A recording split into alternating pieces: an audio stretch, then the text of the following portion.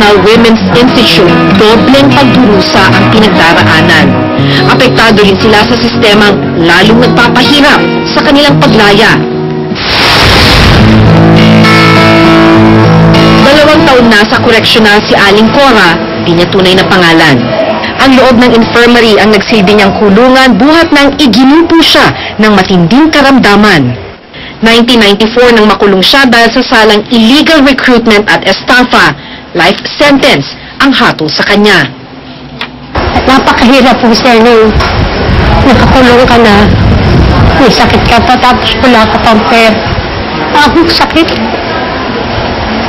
Nagsikap po ako sa sarili ko na maglaba ng mga damit na kasamahan ko dito.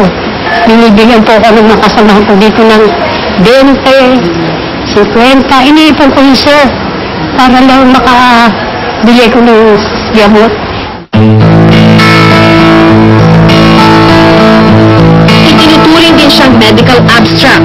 Grabe na kasi ang sakit niya sa puso, TB, diabetes at goiter. Medical abstract ang tawag sa mga bilanggong may malubhang karamdaman. Bukod dito, operada na rin siya sa gallbladder. Namamanat na ang kanyang paa, kaya hirap na rin maglakad. Sa ilalim ng batas, binibigyan ng pagkakataong makalaya ang isang presong may sakit ng mas maaga sa iginawad na sentensya. Basta meron ka talagang diagnosis na terminally ill, ipapadala yun sa Board of Pardon. Kasi may supporting papers ka rin. Tapos, ang Board of Pardon, aside from sa abstract ko, tumatawag sila ng doktor from any government hospital. Sila nag-a-assign, bali double check. Pero sa kabila ng kanyang malubhang kondisyon, hindi pa rin naaprubahan ng Board of Pardons and Parole ang kanyang release papers. Hinihiling ko nga sa Panginoon na maawa si Madam Arroyo na pirmahan mo po kami, lalo na nga matatanda, may sakit, hindi na naman po kami makakagawa ng masanay. Kaya sa kalagayan namin. Today na kasi we had no record nung yung nawala siyang petisyon sa amin. Ang medical abstract issued by the Bureau of Corrections, pinakukumpun pa namin yan sa physician ng DOH, Department of Health, kung totoo nga na talagang terminally ill ang isang prisoner. Bilang ang taglay na kapansanan ng nagpapahirap kay Lola Shoni, di rin niya tunay na pangalan. 68 anyos na kasi siya, kaya ramdam niya ang panghihina ng katawan dahil sa katandaan. Nahihirapan na rin po sa tagal na rin. Ang isa po po, hindi na rin man ako palangin na pupuntahan din sa mga aking mga kapatid. Kasi una na rin wala naman po ang anak, single po ako.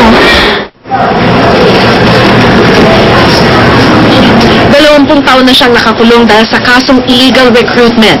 Nag-apply siya ng executive clemency, pero na-deny ito.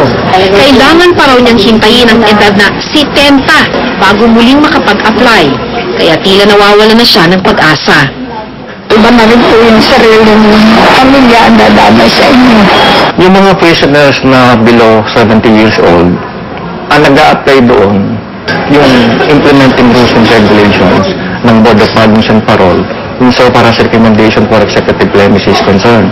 Kaya nga lang, mayroong tinatawag na minimum requirements na dapat sundin ng prisoner bago mapag-aralan ng mga members ng board ang kanilang mga kaso. Ayon kay Attorney Rachel Ruelo, Superintendent ng Correctional Institute for Women, masyadong mahigpit ang guidelines ng Board of Pardons and Parole. Kahit na sabi natin terminally ill ka, malapit ka nang mamatay, or you are 70 years old, 80 years old, at may luminito na pending case, hindi ka maaaring ma-qualify for executive clemency. Malaking kabawasan daw sana sa overcrowding ang may halos 200 inmate na matatanda at may sakit sakaling makalaya. Para saan pa lahat ng aming rehabilitation programs? Hindi naman na nila mapapakinabangan yung paglabas. Kasi it's either na matanda na sila, mahina, may sakit. Good, kung meron pang pamilya na maghihintay sa kanila, mag-aalaga sa kanila. Halimbawa raw dito ang kaso ng pinakamatandang preso sa koreksyonal, ang 88 anyos na si Lola Felisa, hindi niya tunay na pangalan. Mahatulan siya ng habang buhay na pagkakakulong noong 82 years old siya dahil sa pagbebenta ng sabong. May mga anak ko po ba kayo? Wala, namatay na isa. Nag-iisa lang po ang anak ninyo. May apo po ba kayo? Wala po. Wala. Wala, susulo na lang ako sa buhay. Mag-isa na lang po kayo sa Ulyanin na siya ngayon at hindi na kayang kumilos mag-isa. It is mandated by law that a prisoner convicted of a crime should be confined. Regardless of age. Nagiging mitigating lang yun. Mitigating in the sense na bumababa yung sentence. Ayon sa UP Center for Women's Studies, kailangang pagtuunan ng pansin ng pamahalaan ng sistema ng hustisya at mga patakaran sa pagkukulong at pagpapalaya sa mga babaeng preso, lalo pa at karamihan dito ay mga non-violent at petty crimes lamang daw.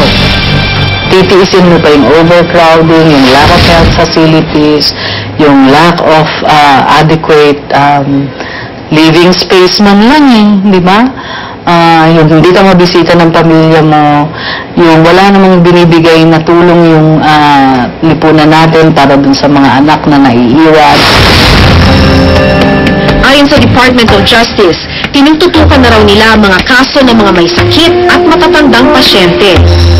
We have made the first right step, which is to determine the real problem and in terms of having a list, sino ito, ano ang rason, nasa saan sila, at paano.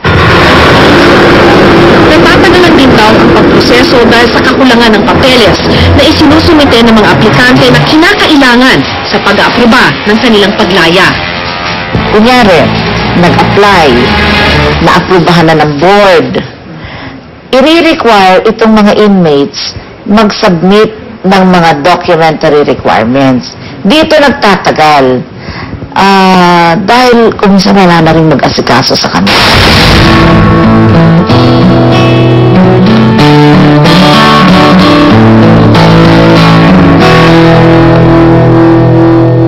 Sana maging mabilis ang pagtugon ng pamahalaan sa pag-aasikaso ng paglaya ng mga bilanggo, lalo na ng mga matatanda at may karamdaman. Nang sa gayon mabigyan ng isa pang pagkakataong maituwid ang kanilang pagkakasala kahit sa maikling panahong nalalabi sa kanilang mga buhay. Ako si Maki Pulido at ito ang nakatala sa aking Reporter's Notebook. December 30, 2000, naganap ang isa sa pinakamalagim na pagsabog sa bansa. Nagsisisi about nasa kayo doon sa tren na yun.